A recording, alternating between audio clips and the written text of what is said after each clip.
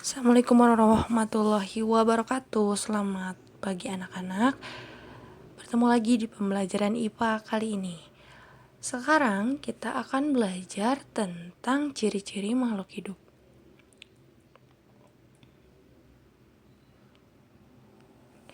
Oke, halo, apa kabar? Semoga kalian kabarnya baik ya. Seperti biasa, sebelum pembelajaran dimulai, silakan siapkan buku tulisnya, kemudian mari berdoa terlebih dahulu sebelum pembelajaran dimulai sesuai keyakinannya masing-masing. Oke, belajar dimulai.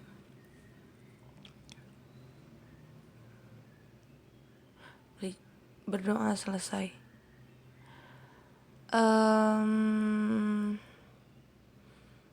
Sebelum belajar dimulai, Ibu akan menyampaikan tujuan pembelajaran terlebih dahulu.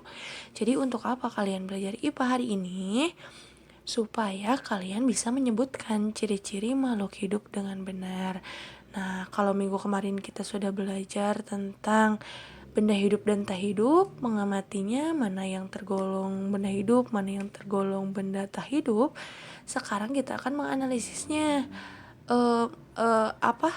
Apa aja sih ciri makhluk hidup itu? Jadi makhluk hidup dikatakan suatu benda dikatakan hidup itu seperti apa gitu. Oke. Di sini ada beberapa benda. Coba ada beberapa jenis makhluk hidup pada gambar. Silakan kalian tulis di buku tulis kalian yang mana saja yang termasuk makhluk hidup.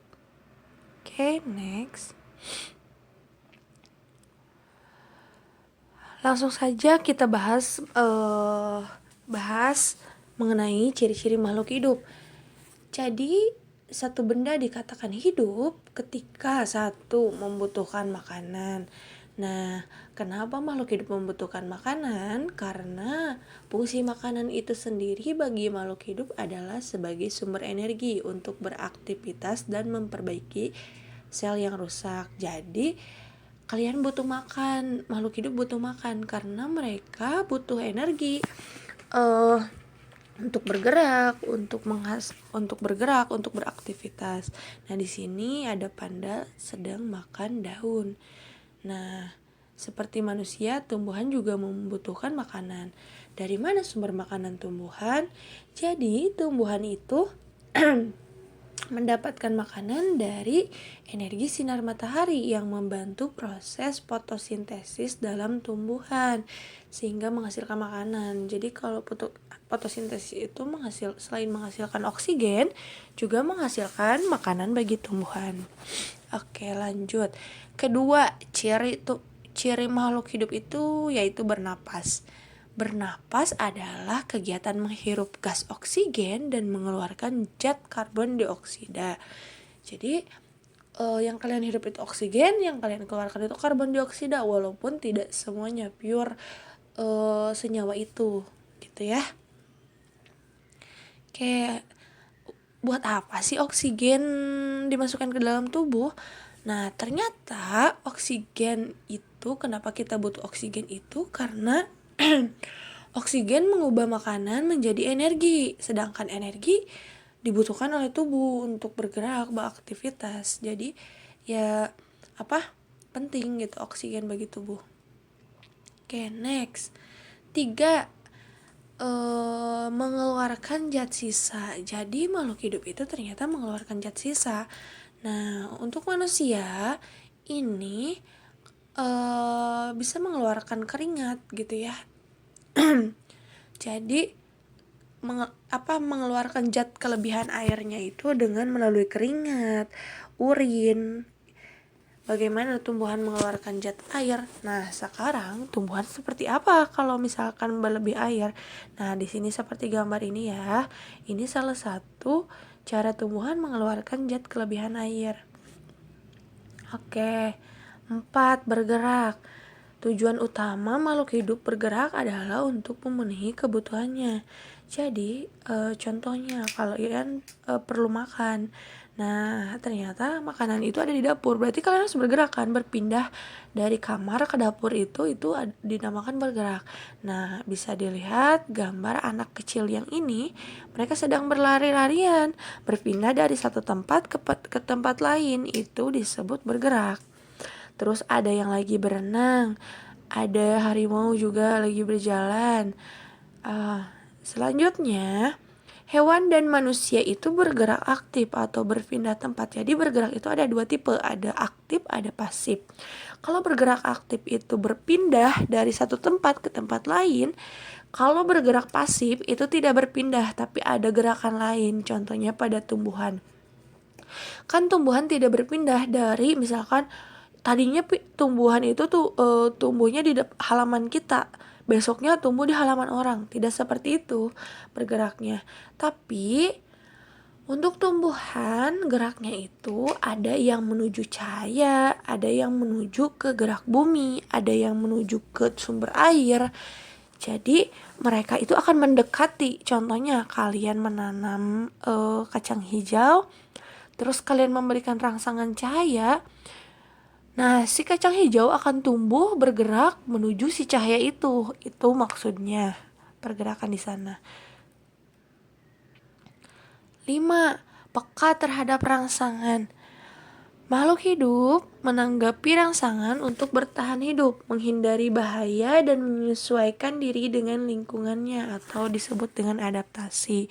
Nah, di sini salah satu contohnya rangsangan cahaya pada mata. Nah, ketika misalkan cahaya matahari terlalu silau, biasanya mata akan menutup mata, kemudian pokoknya si mata ini akan menutup atau enggak mengurangi kadar terbuka supaya tidak silau terlihatnya gitu ya. Kedua, ada telinga, rangsang getaran suara. Jadi si telinga ini menerima rangsangan getaran suara gitu sampai kita bisa mendengar. Nah, ada hidung, rangsang bau. Ada kulit juga menerima rangsangan panas, dingin, sentuhan, tekanan, dan luka. Jadi si kulit ini kalau misalkan tangan kita terkena api, maka akan merasakan panas. Kalau memegang es, maka akan terasa dingin. Itu contoh rangsangan pada kulit. Selanjutnya ada rangsangan rasa.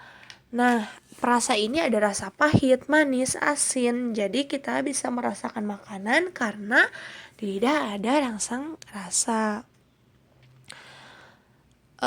Keenam, sekarang ciri makhluk hidup yang keenam adalah tumbuh dan berkembang.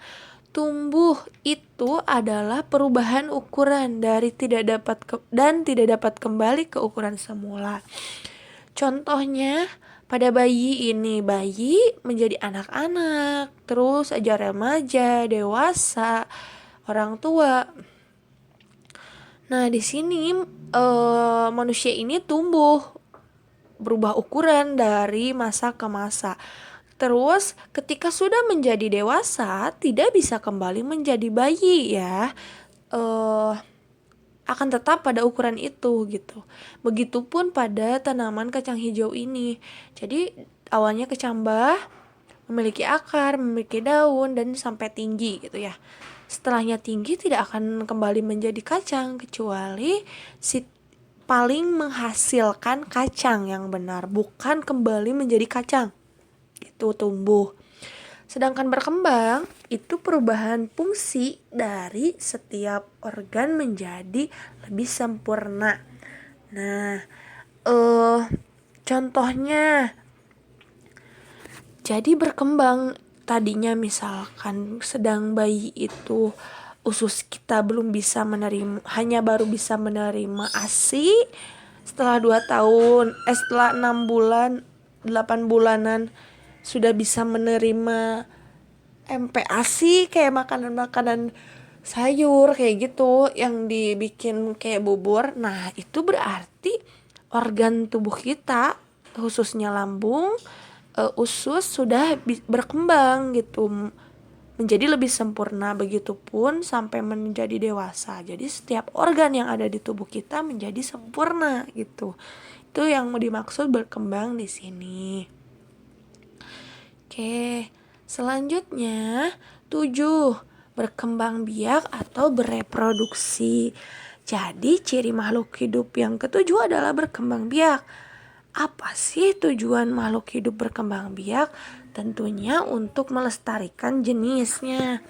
Contoh ada orang utan ya di sini. Orangutan kalau misalkan tidak bereproduksi akan punah. Makanya di sini disebutkan untuk melestarikan jenisnya. Begitupun manusia gitu.